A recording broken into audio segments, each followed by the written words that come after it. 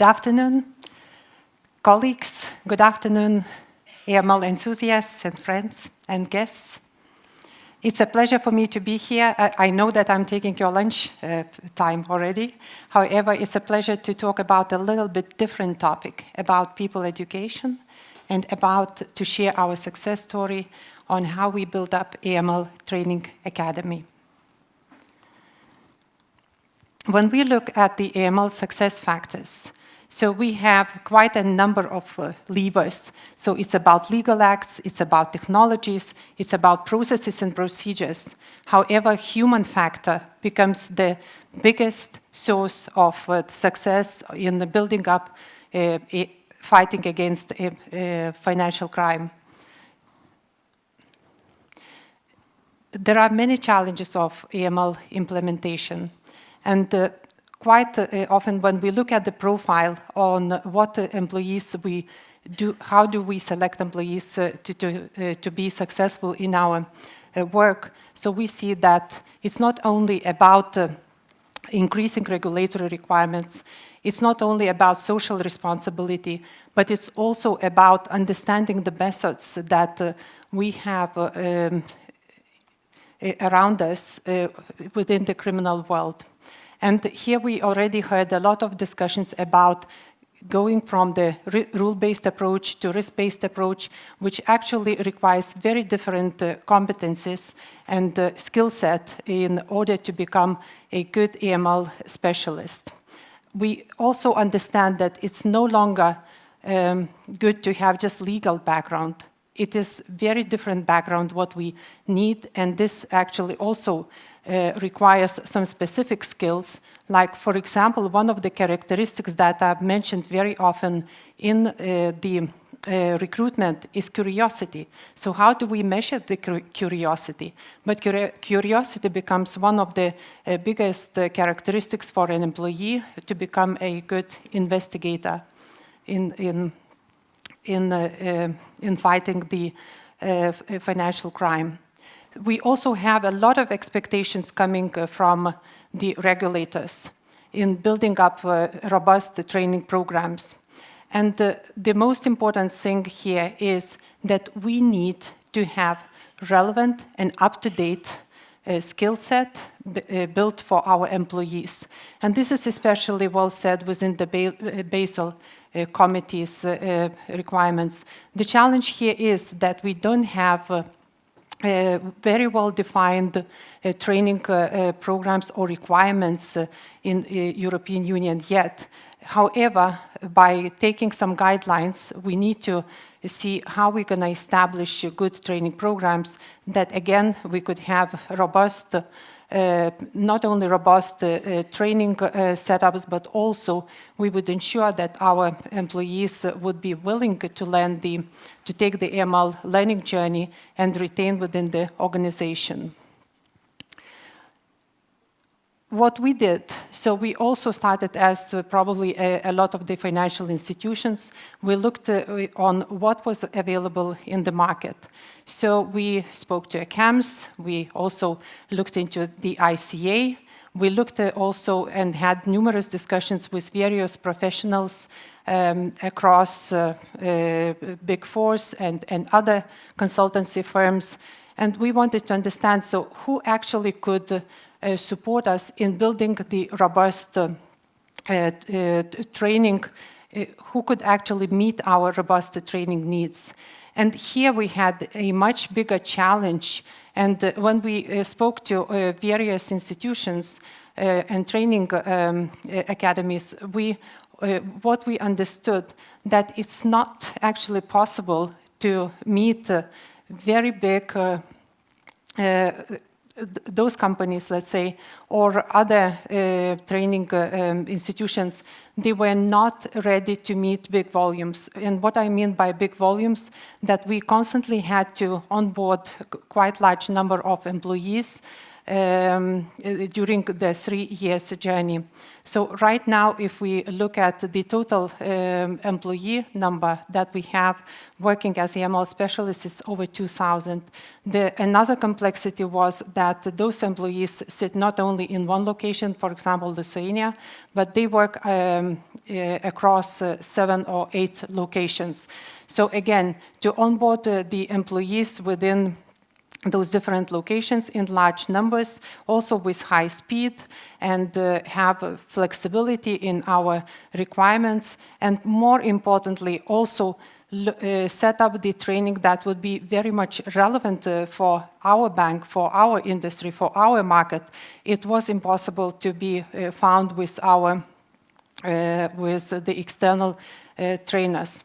So while looking into all these challenges and discussing the dilemmas, we agreed that it would be probably a good thing, a good step to establish our own training academy. And this is how it started. We built a very small team. We invited some AML experts. We also invited very solid learning and training professionals. And this actually helped us to set some standards on how we're gonna work going forward and how we're gonna meet requirements in fighting against money laundering and also terrorist financing. This is how in 2017 there was AML Training Academy established. We started with very small teams. We started with very small steps.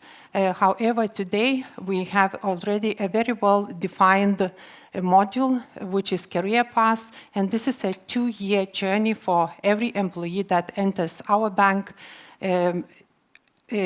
where every employee, not only the ones who work with AML directly related tasks, but also employees who work within other areas, they can take up this journey. So the journey usually starts with Module 0, AML Essentials, and this is the basic learning that is provided to our employees within the first 2 months. Once the employee passes the probation period and stays with the company, so we enroll the employee into another step, which is Module 1, and Module 1 is about AML fundamentals. This is a much more robust training session, and here we have already achieved very good results. So we trained over 1,000 professionals with this particular program, which is a 2-week program. And here we also have specific exams, knowledge testing, and also sustainability testing after the 6 months. For some of our employees, we see that they would need some specific skills, some specific knowledge. And so for these employees, we apply Module 2, which is AML proficiency. Again, it's a 2-week training. However, here we can see that it's a much more heavy program. And when we talk about pre-test results, we can see that the knowledge of the employees who join the proficiency program is much more lower. However, after the program ending, they achieve a much better knowledge. And the third module is about AML leadership. I very often get questions, so what is about AML leadership? But AML leadership is all about on how we actually ensure that all the AML relevant skills and competencies needed are sustained, developed, and that whatever gaps we have within our knowledge journey, that they are captured, and that necessary trainings are provided to our employees. When we look at the curriculum, so what does it take?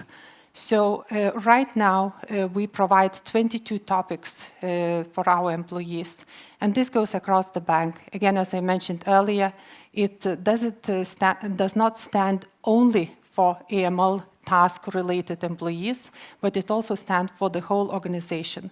So whether you are an executive board member, whether you are a business person, whether you work in the first line of defense, so you can easily take any of these topics and get the knowledge there. What's more importantly, that whenever we enroll into any of the topic, we do the pre-tests and post-tests. So we have established a very solid and robust metric system where we measure a lot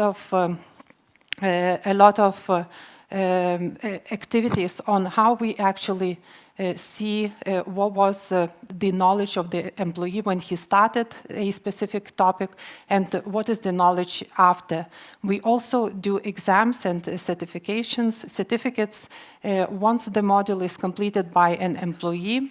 So the employee would pass the exam and then, of course, receive a certificate.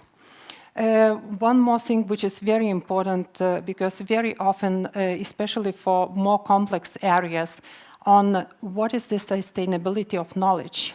And so here we have another process which after 6 months the module has been completed, we test the knowledge. And this test also provides us with very good understanding. So what was the quality of the training itself? Also, what were the gaps that the employee has encountered, and for the next training, how we could better prepare and see that this could be rectified pretty early in the process, that the next time we could actually prevent the employee from failing to have a better sustainability result. We also recently established training quality evaluation. This is very much related to business. So we check how many and what kind of errors the employee was doing before he or she enrolled into the training. And after the training, we measure, so what is the number and what is the type of the errors that the employee encounters after the training. So this gives us also a good understanding. So what is the need, what is the content of the training that we should be focusing on. Participant satisfaction evaluation, I think this is one of the most important things because this is something, where we also can see how our employees embrace the programs and what needs to be improved, where we need to improve. Right now we have 4.61 out of 5, so which is very high. And also we have another lever, which is 99% of 100% employees would recommend the training to a colleague or to a friend, so which is a big achievement within this sphere. It's not enough to have the programs, because programs is very important for the knowledge development. However, what we faced during the establishment of AML Training Academy, that we have different generations, and we, by having different generations, we also need to use a blended learning module, which means that for some employees it's much better to stay and have in the classroom and have face-to-face training. For some employees, they would like to go on e-training and use their time when it's comfortable, reuse the learning and so on. We also provide advisory sessions. So advisory sessions is something where we collect the most important topics or questions on regular basis, and we organize the sessions for our employees, online sessions usually addressing those particular topics. Another interesting thing is case-based micro-learning. So this learning is based on real cases. So it's again a sent out case for any employee who applies for this particular learning on every second week basis. And the employee is given a task to look at the specific case and to draw the conclusion. Then, of course, once the employee draws the conclusion, he can also review, so what was the correct answer there. Knowledge refreshment sessions are very key, as we as humans, we tend to forget, and it is said that we need to repeat at least 3 times that it would really land into our heads. So this is something, again, where we look at what are the gaps usually that we, for whatever reason, tend to forget or not to understand, and then, of course, organize refreshment sessions.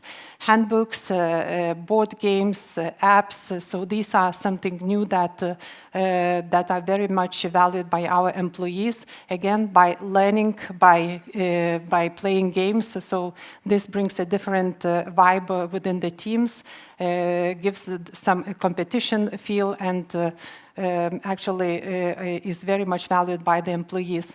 AML app is not launched yet. We are planning to launch it in December, but we have already a test version, so which is very exciting.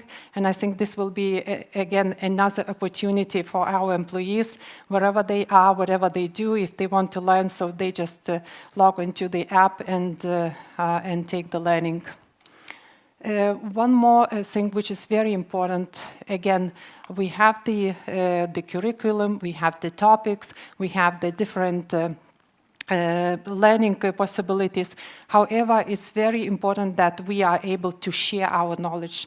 It's very important that we can sit down together and discuss, not only internally, but also externally. This is why we initiated AML Expert Conference.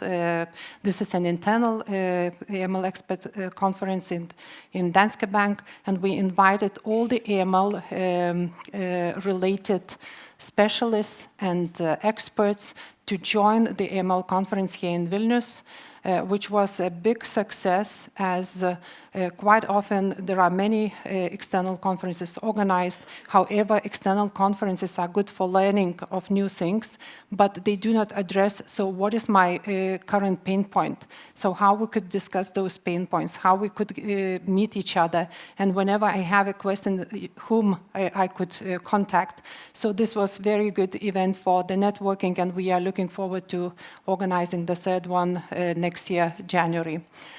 We've also, in order to sustain AML knowledge and also introduce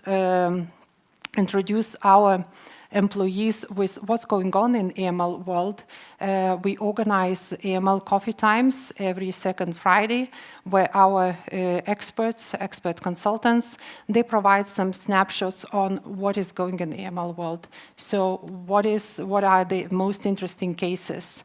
And of course, during those AML coffee times, we use time for other things to be discussed as well. One of the recent things that we organized in Vilnius was AML community meetup. I see some faces who participated there. So it was, again, the first time when we gathered representatives from the banks, from other financial institutions, fintechs, and also public authorities, so which was a good, again, learning setup. And of course, we also received a lot of feedback on how we could be even better with organizing such events. So building an AML specialist is a long journey, and it took us 2.5 years now to actually work out the program, to work out the elements within the program that would be catchy for our employees. And currently, as I mentioned to you, we have already over 2,000 employees who have been or are enrolled into these programs. And this goes not only for our Lithuanian employees, but it goes across the globe. We currently have the possibility to involve employees from 8 locations. This also provides a very different complexity. It also addresses very different employee needs. And what we also see that there's a big interest from the market, not only here in Lithuania, but also outside outside Lithuania, that this program is something that is really very much needed for our employees.